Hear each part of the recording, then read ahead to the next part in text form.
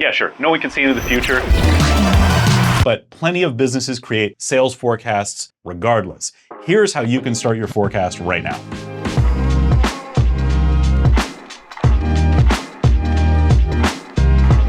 Hello, I'm Peter Thorsen. I'm here with the Palo Alto software team. We make LivePlan. So we're talking about sales forecast, and really a sales forecast at its most simple is the process of estimating the amount of sales that you're gonna have in the future.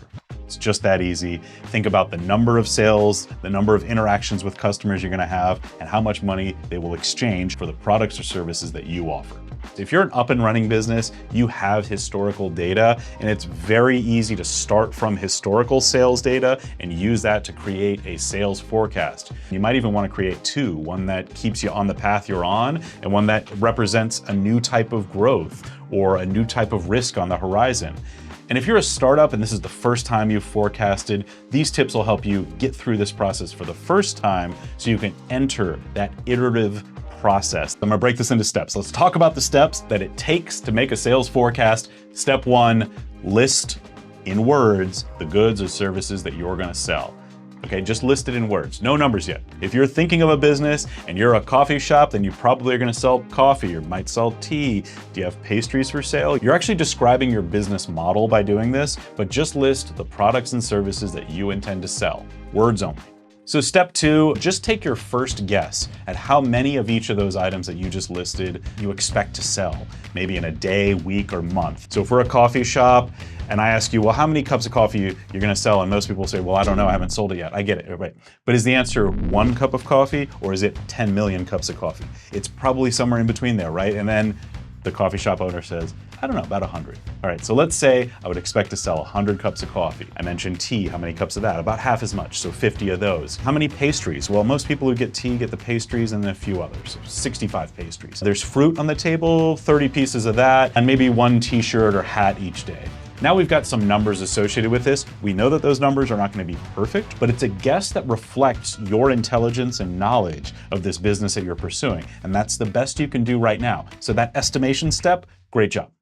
All right, step three, define the unit price or the dollar value of each good or service that you're selling. If you're an up and running business, you've probably got some idea of what your pricing is. You can experiment and change over time. If you're a startup, you might be running experiments. You might not even really know. So this is a great time to just take your best guess and write that down, see if the business model looks feasible, appealing to you. But let's take that up and running business, someone who's got experience. Again, we're talking about coffee, so coffee sales on average across all sizes of coffees, across all different types of orders. Let's say it averages to $7. There's different orders, but we're averaging them. Tea, $4, pastry, $5. The fruit is $3 on average, and the t-shirts cost, let's say, $20. So now we've got numbers associated with each of those items that we've come up with in step one.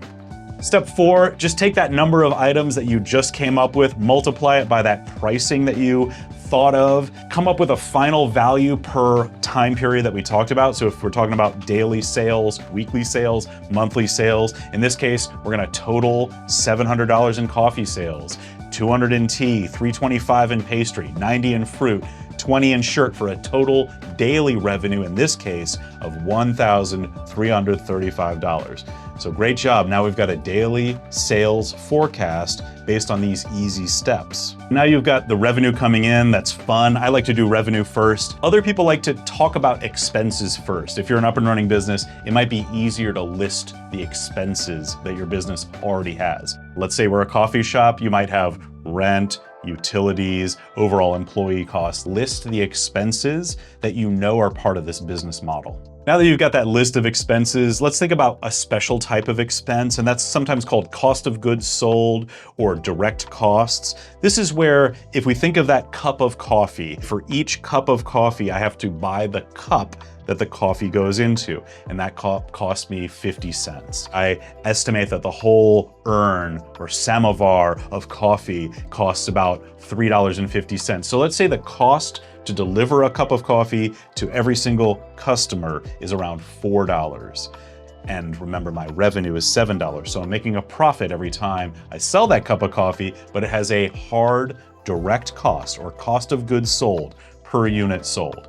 And let's say for coffee, we estimate $4, for tea, maybe $1.50. We serve it in the hard cups, so we're talking about just the tea bags, I guess. With pastries, $2.50, we buy those and we sell them at a profit. Fruit, same thing, $1 direct cost for that. And then the shirts, we get them in bulk, but they cost us $5 each. So now we've got a good list of all of our costs of goods sold. Next step, take that same sales volume that we used for the forecast of the revenue and multiply our cost of goods sold by those same numbers. 100 cups of coffee. So in that case, we're talking $4. We're gonna click through each one of these very quickly for a total daily cost of goods sold, $672.50.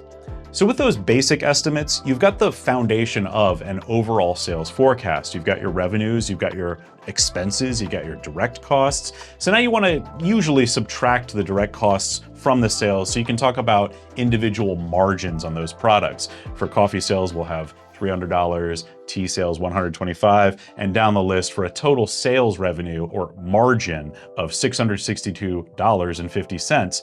If you're using an app like LivePlan, this will be done automatically, and that's why I prefer to use an app like that. Whatever suits you, but let's keep this simple and make sure that you're not getting bogged down by the calculations, the numbers part. Because in this case, what we're talking about is we have a business that can be profitable, and that's what's most important to talk about at this stage. You might be asking yourself, well, how detailed should a forecast be? Let's talk for all businesses. So we've talked about this coffee shop, and you might have listened to that and said, well, I'm not a coffee shop. And also, it seems like we lumped a lot of things together, right? Like a coffee shop sells different sizes, different drink types. If I had listed out every type of product I could possibly sell, I might have had 10, 20, 50, 100 different revenue items.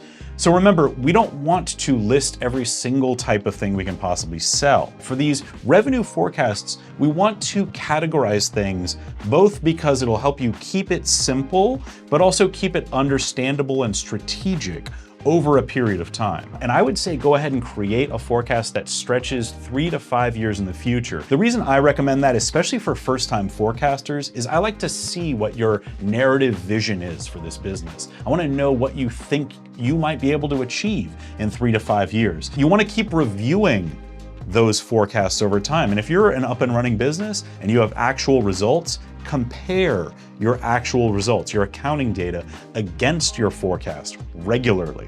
I would say on a monthly basis at least. And then finally, adjust your forecast based on what you learn. Treat every guess about the future like it's going to need adjustment.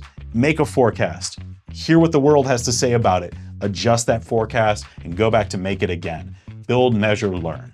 But most of all, remember that a forecast is a thing that you can create. You can do it, I promise you. You probably have more relevant information to add to your financial forecast than anyone else in the entire world. This is a step that's going to help you be more likely to succeed and less likely to run out of cash and go out of business, and have a feasible business model that you'll be working against. Do you want to start applying these forecasting tips to your own business? Maybe that coffee shop wasn't a good enough example and you want to get started on your own. Hey, that's cool. Why don't you check out LivePlan.com. You can get started there. There's some great tools and tips and education that'll take you through the process. One thing we didn't cover here is subscription-based businesses. For that business model, the sales forecasting process has a little bit of extra complexity. You can check out a free sales forecast template. You can click the link to download that. Or you can, in LivePlan.com, model subscription-based recurring revenue, SaaS or software as service businesses. So check out LivePlan.com to make that process way more easy, certainly than spreadsheets, but certainly than trying to guess in your head. If you'd like more business planning tips and resources, check the link in the description.